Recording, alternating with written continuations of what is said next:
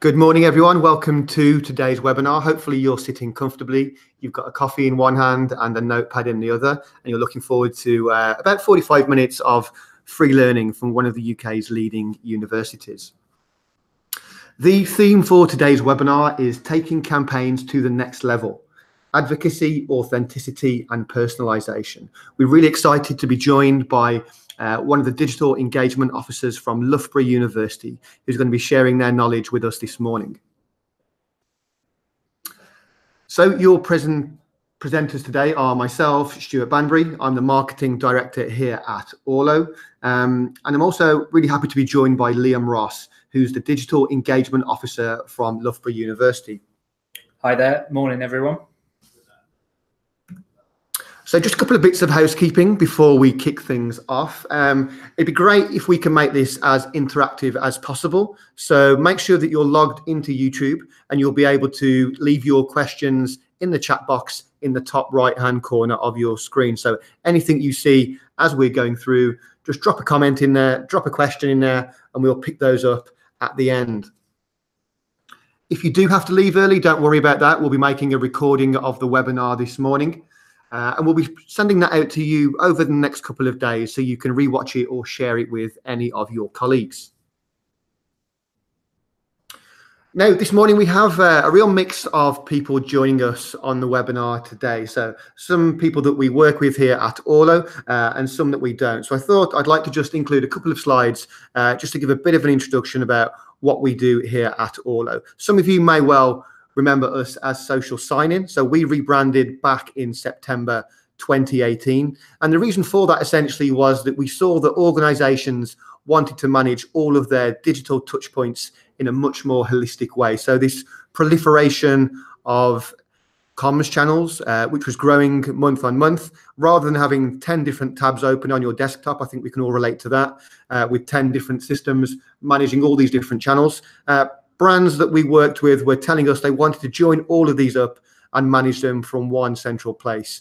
What we then did is we actually created some quite innovative solutions within the Orlo ecosystem. So we took that as our opportunity to really start to reshape what we do here at Orlo and to create some real opportunities for organizations around digital engagement. You can see just a handful of the brands that we work with on your screen at the moment. We work with hundreds and hundreds of leading brands, tens of thousands of users around the globe, and we help these brands to create really powerful online experiences and harness emotional connections with their customers. And that's right across the spectrum of customer service and marketing. This is a very quick visual snapshot of the Orlo ecosystem. And this is used by all of these leading brands. So obviously we're looking at higher education today. So within that sector specifically, brands like Astor University, Newcastle University, the Open University, Edinburgh Napier, De Montfort, all these brands use the Orlo ecosystem to create these powerful customer experiences and this marketing that really cuts through the noise in that kind of noisy, saturated digital space that we all frequent. But you can see that the Orlo ecosystem is broken down into 4 distinct modules. Each of those is based on the needs of a department within an organization around online engagement. So we have the customer service module. That's very much the heart and soul of the Orlo ecosystem.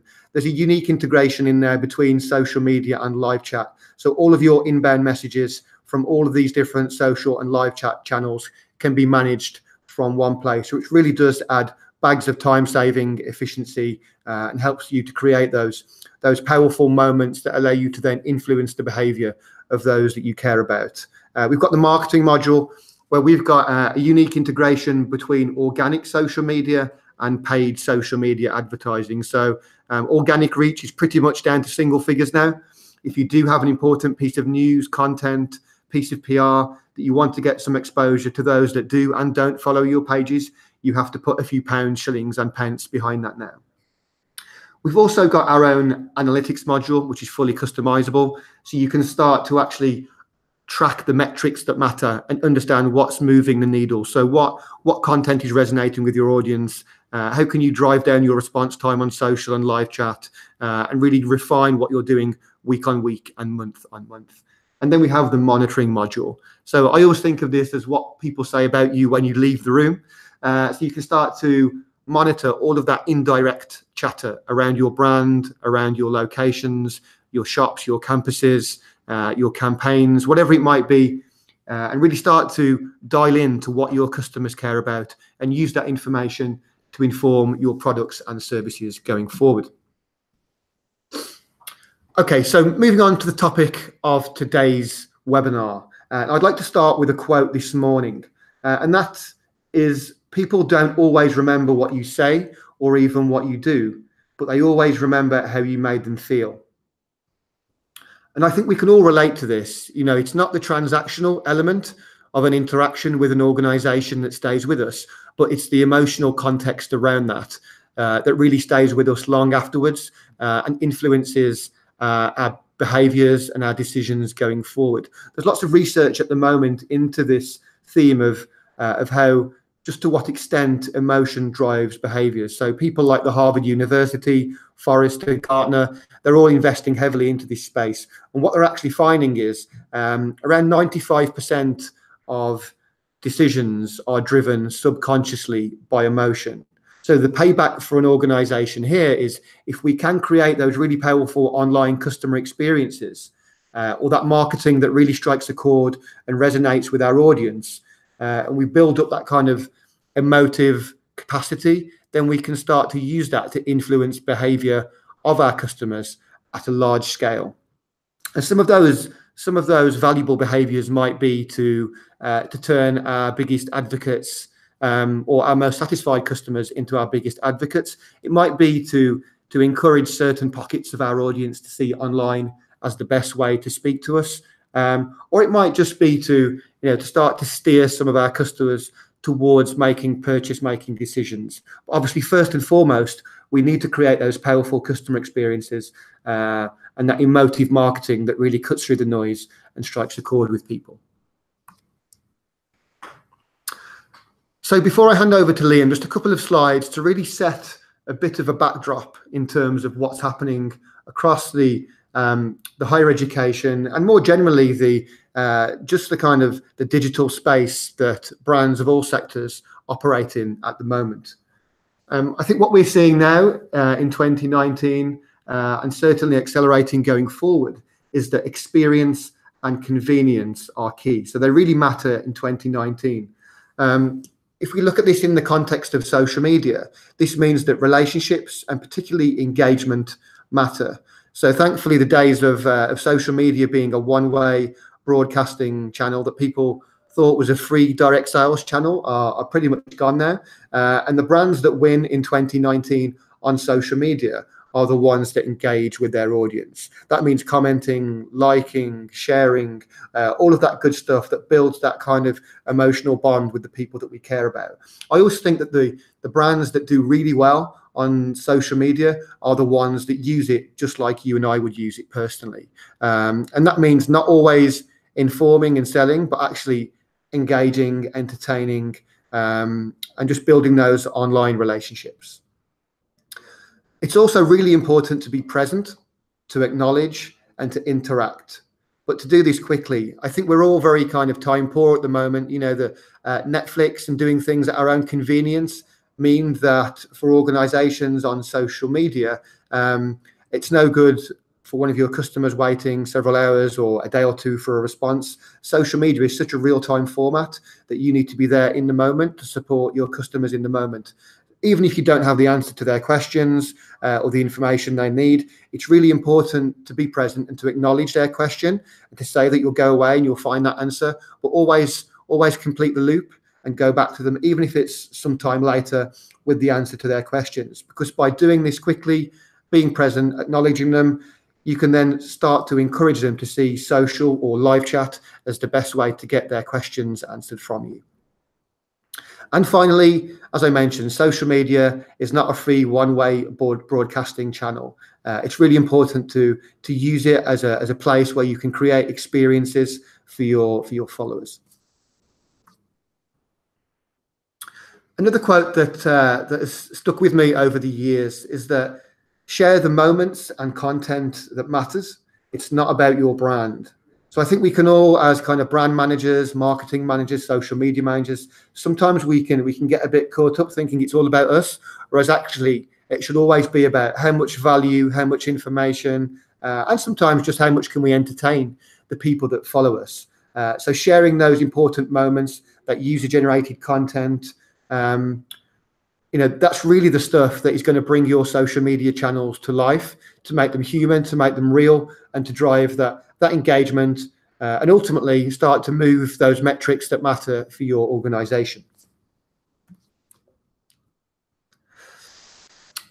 The theme of influencers has been around for a year or two now, if not longer. I know Liam's going to touch on this quite heavily this morning, but it certainly shows no signs of going away. Influencers, whether that's super large influencers such as the Kardashians, or right down to micro influencers, so somewhere between 1,000 and 5,000 people, which quite often are much more authentic. This type of strategy to drive engagement around your brand is certainly one that continues to grow.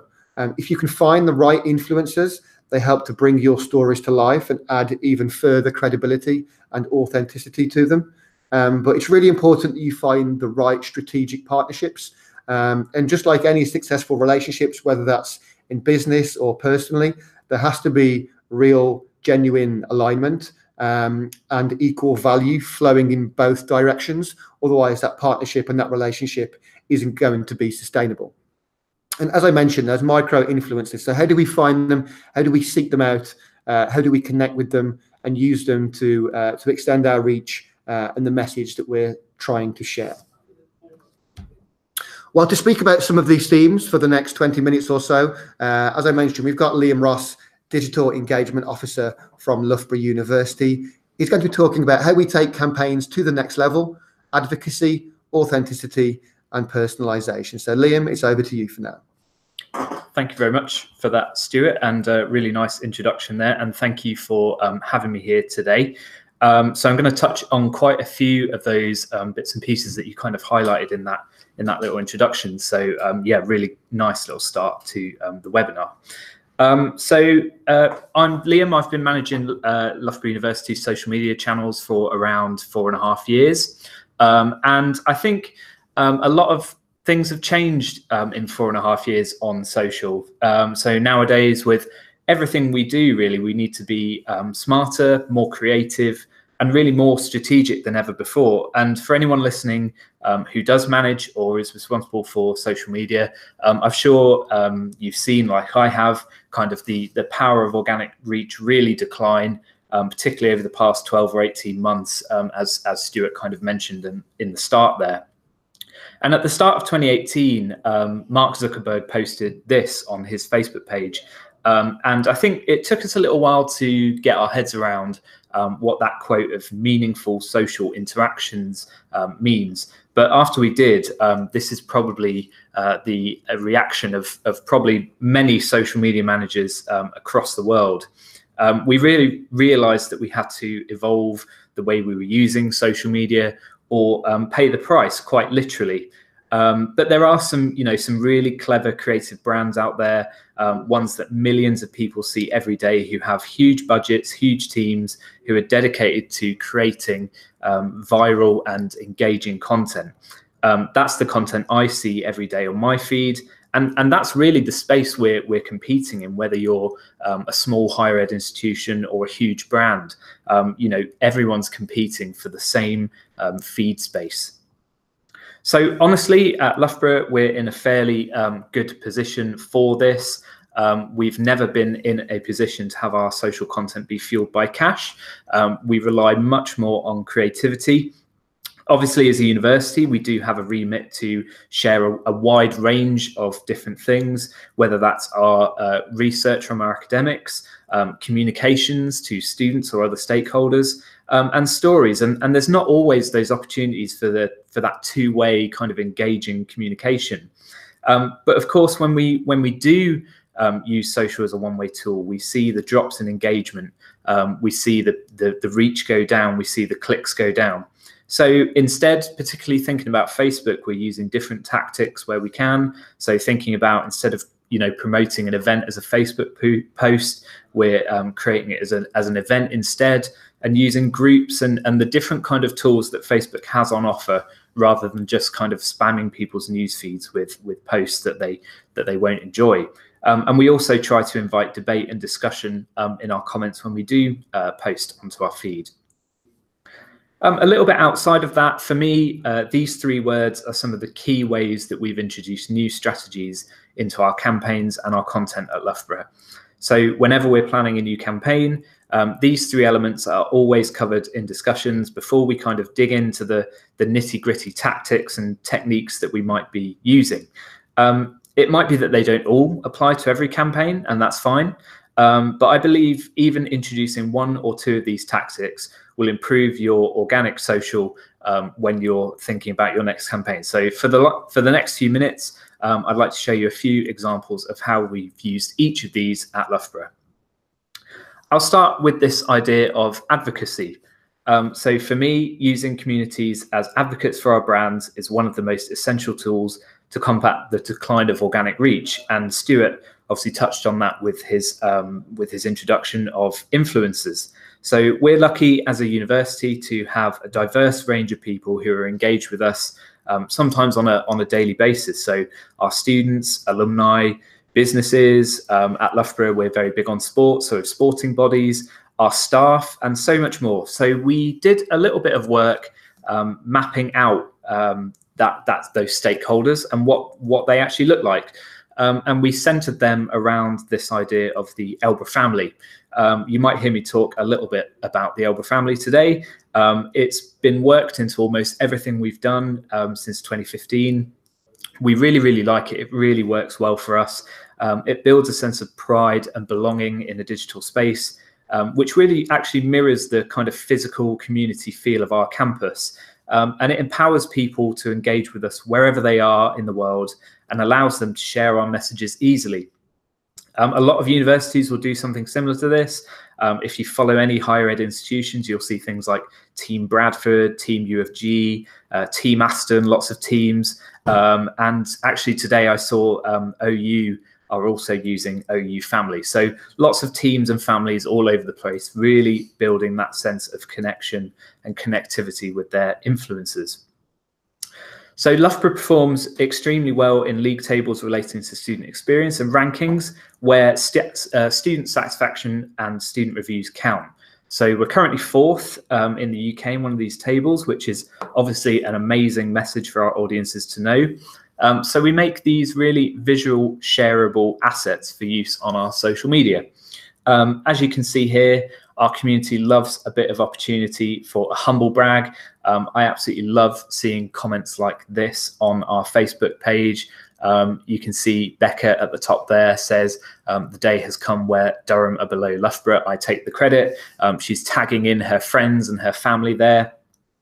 Chris, who calls Birmingham a chip shop uni, bit harsh, but you know, these are really the types of interactions, engagements that we love to see in our Facebook posts. They build engagement. They tag in people who wouldn't necessarily see our posts usually. You know, our audience are engaged. Even Chris at the bottom there says, Glenn, have you shared this yet? You know, he even knows that Glenn is going to share that because he's so proud of his institution. They know that they're going to get spammed by Glenn's shares in their feed. And of course, all this activity boosts the power and attractiveness of our post, according to Facebook's algorithms, and gets our names and our achievements into audience networks where we would otherwise struggle to reach without paying for it. More recently, last week, we held a campus-wide CSR event, which we do every year. And this year, it was called Lumps and Bumps. And we aimed to train just over 1,000 people how to check themselves for the early warning signs of breast and testicular cancer, which is obviously a huge, very, very important issue, particularly in young people.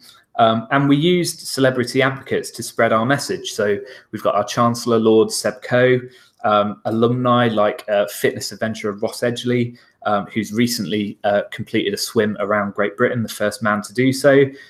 Red Arrow's pilot, John Bond, in the bottom right there, and Ed Williams, who's the co-founder of Candy Kittens, and he's pictured there with co-founder and Made in Chelsea star Jamie Lang.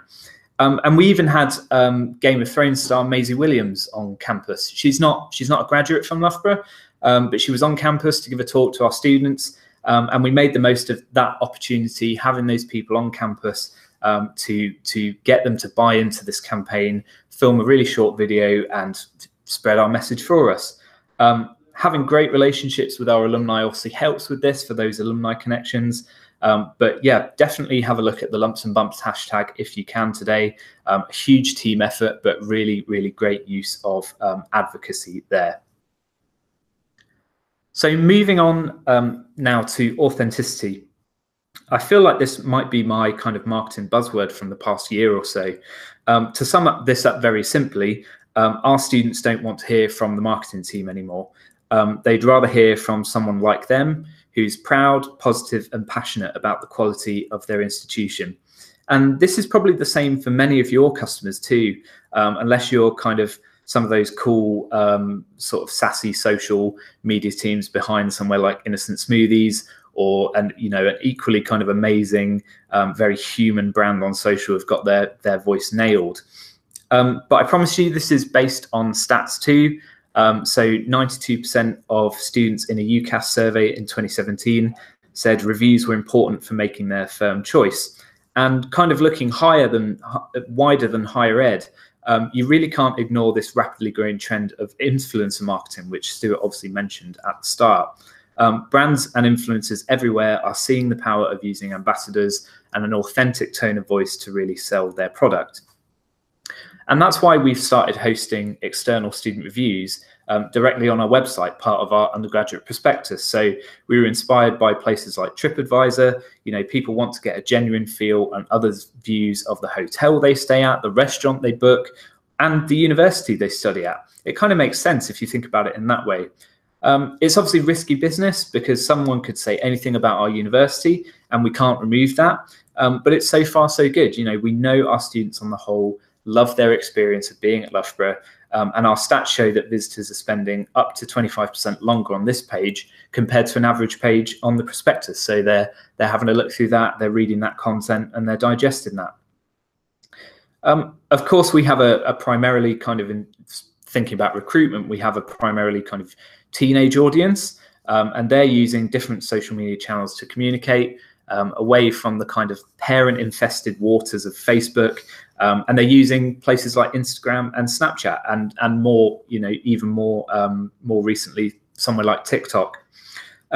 This is great for me and my team because these visual channels allow us to do loads of stuff to give a real insight into the experience of a Loughborough student.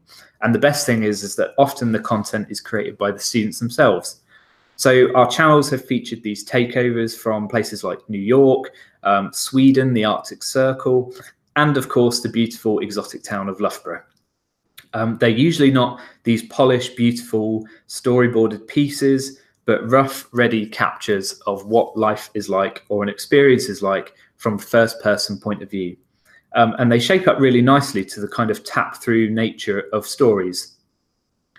We also hold these in-story Q&As using the tools available through Instagram. We found this to be consistently one of the strongest ways that students engage with us. So for example, the example I've got on the screen here, we popped this in the middle of one of our open day stories and received over 50 questions alone to that. And this is a win-win for us because we can then go on to create even more content with the questions and the answers that we then provide to those people on the story. So I'd really urge you to ask yourselves, how can your campaigns be driven by content which is created by your audiences? And actually, another kind of more recent example, that a twist on this idea of the authenticity of social media campaigns, is telling real people stories. And something that we're trying to do more and more, particularly thinking about our research. I think to tell more people about the fantastic research our universities do, we need to tell stories about the research which makes it relatable to everyday people and shows a real world impact. So that's definitely something that we're focusing on at Loughborough. Slightly away from research, kind of going back again to our very recent Lumps and Bumps campaign, we found really two massively powerful case studies. One from a graduate, Sarah, who returned to campus to tell her story about her experiences with breast cancer as a young woman, and who is extremely passionate about the power of spreading the message. And another story with one of our members of staff, Margaret. Margaret works in our accommodation team. She's a well-known, much-loved figure on campus. You can see some of the, hopefully you can see some of the comments there, people tagging their friends saying, "We love Margaret." You know, our community saw a figure that they recognized, and she told this really emotional story with her son, Phil, who was diagnosed with testicular cancer at 17. So kind of two massively emotional case studies there that we use to spread the word about lumps and bumps. And finally, personalisation. So such a powerful thing which makes your customers feel like they're connected to your brand. At Loughborough, we know how difficult it is to work personalisation into our campaigns, but we've done it every year since 2016. So just to set the scene slightly, on A-level results day morning in August, our new students, or every new university student, wakes up, they receive their results, they know which university they're going to, which is obviously massively exciting for them. But for Loughborough students, we take it to the next level. When our new students maybe come back from school after they found their results, hopefully they'll have received something on their doormat that morning through their letterbox, which is printed, which is old school, I know, but it's something tangible that they can open, hold and share, which is then backed up by a kind of plethora of digital activity over social media and our website. So really ready to introduce them to life at Loughborough and really start their journey with us. So in 2016, we sent them these really shiny golden tickets, all personalised with their names on, welcoming them to the Loughborough family. In 2017, we sent out these customizable kind of selfie frames, which also came with a sheet of kind of Loughborough branded stickers to go with it, so people could really customize their frame, take their own pictures and share that. And last year, 2018, they received a kind of music festival inspired lanyard, which was full of really, really useful information. Again, with their names on, congratulating them, welcoming them.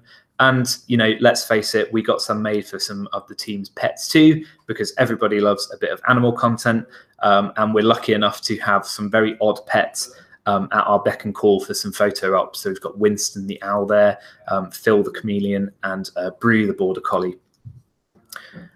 But in 2017, we really took it to the next level. So before students sit their A-level exams, we trawled through over 5,000 of their UCAS statements and pulled out something interesting or personal to each student.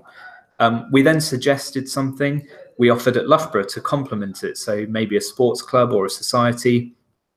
We then hand wrote that in a card and sent it to them, wishing them the very best of luck with their studies. So it took 215 hours to write all the cards and countless more to organise the project and read the statements. But the payoff was a group of extremely motivated, excited potential future students who had their first taste of our unique university experience. So we put Loughborough at the forefront of their minds. We'd sent them something where our competitors hadn't. And as you can see from a few of these screenshots, kind of when they came to thank us or brag that their future uni had sent them something, we were then there to capture and engage with that in a digital space too. So these three words, advocacy, authenticity, and personalisation. If you're looking to extend the reach of your campaign activity with minimal spend, I'd highly suggest exploring whether any of those areas might apply to your planning and your work. I'd really love to hear and see your examples of anything you've done already in these areas. Please do share them with us either in the chat or you can tweet me. And that's me for this morning. So thank you very much for your time.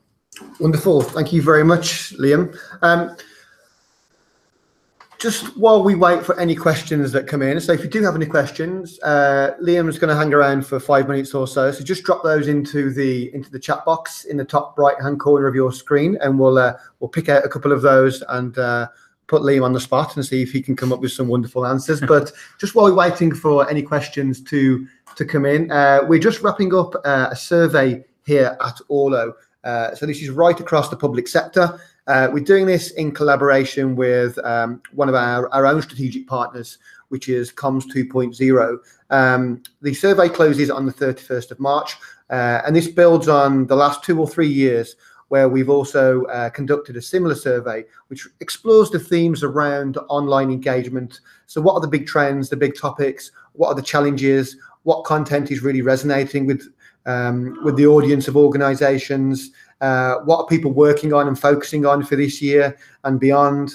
And then what we're going to do with this survey is create a nice guidebook which picks out some of the key data with some contributions from some leading figures in the public sector. And we'll be doing a webinar on the 30th of April to release those findings. Everyone that takes part will be sent a free copy of the PDF ebook, so that you can have a look at what are the key topics and trends and data for 2019 and beyond, and really start to benchmark the performance of your organization against your peers and against other sectors as well. We'll send out a link to that survey with a recording of this webinar over the next couple of days, and it'd be fantastic if as many of you as possible can take part in that. A couple of questions that I kind of scribbled down as Liam was going through that I'd like to just kind of mention now is, we spoke about influencers. How do you find kind of relevant influencers? How do you find them and pick them out and kind of contact them, I guess, and encourage them to take part in some of your campaigns? Sure, yeah. So I mean, for the Lumps and Bumps event that we ran last week, the kind of influencers there, we kind of reached out to alumni who had engaged with us in the past. Obviously, people who were on campus, we took the opportunity to capture them while we could. But actually, kind of thinking a little bit wider than maybe just one campaign, thinking about things like student vloggers, people who are advocates for Loughborough in digital spaces. We've done quite a lot in terms of looking for vloggers, people who are talking about the university on YouTube. So just kind of searching for them, looking at their content, and depressingly, actually, sometimes their content comes up before Loughborough, the actual university's content. So if you search for Loughborough University, you'll probably see 2 or 3 kind of vlogs or content creators before ours, which actually tells you everything you need to know about the importance of that. And actually, we discussed this last week at a conference, but actually just asking, reach out to your student network through your communications channels, and ask students if they're passionate, they want to talk about Loughborough in a digital space. You can vet them maybe by their Instagram followers or their Twitter followers or whatever, and actually just ask the question, because I think you'll find people who are willing to kind of work with you and share your messages and create content. Okay, perfect, thank you. Next question, I'm sure the answer is going to be one of your animal posts, but what kind of content really kind of flies for you guys? What gets the most engagement? What do people really like to see on their feeds when they follow you guys? Sure. So some of the biggest things for us are our achievements as a university. So whether that's a league table ranking, a new building, a big new announcement, or a partnership, those things go down really, really well, particularly the things, as I kind of said in that presentation, that people can have a little bit of a brag about, have a little bit of kind of institutional pride, tell their mates how much better they are than them because they went to Loughborough and the other friend went somewhere else. So that always does really, really well in terms of kind of comments, shares, and engagement on that kind of side of things. But I mean, thinking about our Instagram platform, for our stories, we get a lot from our Q&As. We also get a lot where we actually kind of invite that two-way conversation. So it might be asking students for their advice. So we did a story on World Mental Health Day, which kind of we reached out to our students to say, share your advice, we'll kind of share the best. Again, using the Q&A tool to do that. So really, really good pickup there. I think we got over 100 responses from that, from our students, to kind of put this big pool of advice together for kind of well-being and self-help, which was really, really nice. And obviously there's the campus ducks. Everybody loves the campus ducks, the campus cat, sunset pictures, and all the usual stuff. So yeah, that's kind of the content that performs most well for us. Okay, and finally, you mentioned that you were at the CASE conference last week. Were there any kind of interesting trends and topics that came out of that around kind of youth online engagement more generally? What were some of the kind of trends that came up, I guess, several times over the course of those few days that organisations were kind of working around? Sure, yeah. So great CASE conference last week on the hashtag CASESMC. If you want to see any highlights from that further than this kind of webinar. But yeah, some really good trends coming out of that. A lot about kind of talking as a human on social media, you know, a massive thing there in terms of kind of dropping the corporate tone of voice and speaking to people as if you were speaking to a friend or a relative or someone who you have a kind of professional relationship with, I guess. Another big trend is obviously storytelling. Really big thing in terms of communicating with current and prospective students about that. But it applies across the board as well. You know, it applies to how you communicate your research, how you communicate with your staff. So yeah, a couple of maybe biggest trends there. Okay, fantastic. We just had a question come in from Danielle, so thanks for sending that through, Danielle. Do you offer any incentives for your influencers? Yeah, so particularly with the influencers that we used, or the advocates that we used for the Lumps and Bumps campaign, we didn't kind of, so the Maisie Williams stuff, we didn't pay them to do that or offer anything to them. It was very much a, hey, we're trying to, you know, do this thing. You know, it's an important topic. Can you spare 15 seconds of your time for a short video? So for that kind of side of things, we've not offered anything to them.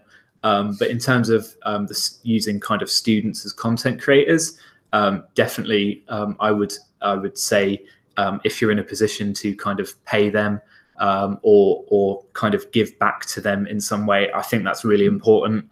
You know, students will be absolutely keen for the experience. They'll really want that experience. But I think we should be paying students for their time if they're creating content for us, because, you know, it's a little bit unfair if we're not doing that. So yeah, we would offer to pay students who create content for us.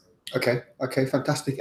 Question just come through from Durham University, so thank you for sending that through, which says, you said that you spent 215 hours putting together the good luck cards.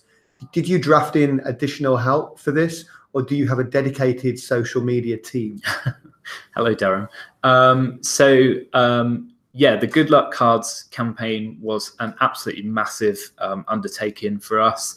That 250 hours was literally the time it took a group, or the combined time it took for students to actually write out the statements. So before all of that time, a huge number of staff had spent time kind of trawling through like 5,000 UCAS applications, all very GDPR compliant, I must say. But yeah, time trawling through the statements, picking something out, then writing up a statement. So that was definitely a much, you know, entirely marketing team effort. For that was not just the social media team, huge team effort there. But we do have a dedicated social media team. So at the moment, I kind of manage the team, and then I've got my colleague Bethan, and we've got an intern, Sammy, as well. So there's 3 of us who kind of have responsibility for the social media accounts at Loughborough. Okay, wonderful. Thank you very much, Liam. It's around 11:45 now, so I'm sure you're all itching to get back to your desks. So we'll call that a day there. Do look out in your inbox over the next couple of days for a recording of the webinar and the link to that survey. If you would like any information on any of the social media, live chat, CRM integration solutions that we provide here at Orlo to brands like Loughborough Open University, De Montfort, and a lot of those brands that you saw earlier on your screen, the likes of Ocado, National Express, Iceland Foods, people like that, Mercedes-Benz, then there will also be a link on the email as well, where you can drop a question and one of our consultants will be in touch to show you how these brands are using these solutions. Do look out for our next webinar on the 30th of April, which is the 2019 online engagement webinar with our partners at Comms 2.0. So that just leaves me to thank you all for attending. Thank you, Liam, for joining us this morning. Yeah, thank you very much, Stuart. Cheers for having me. And yeah, have a fantastic rest of the week, everyone.